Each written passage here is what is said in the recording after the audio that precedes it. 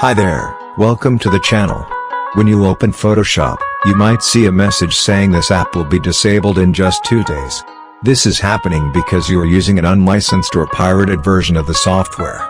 Let's fix the problem.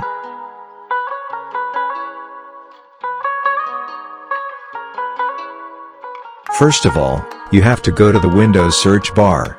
Then search for Windows Defender Firewall.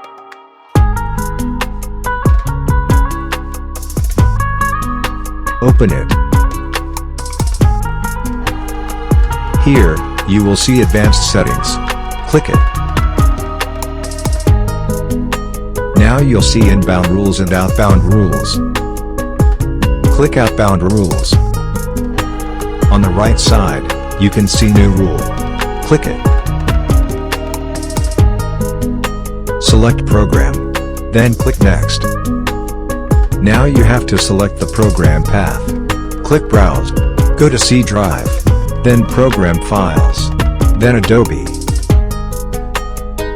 Select Adobe Photoshop. You can also select another file that has the problem.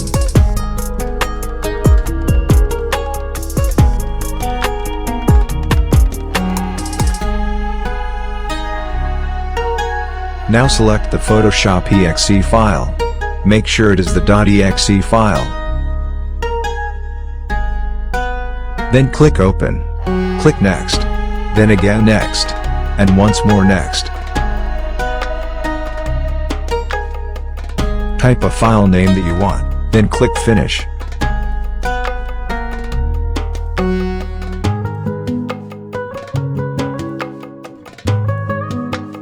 Now close everything. Restart your PC to apply the solution. After restarting, you'll see that the problem no longer appears.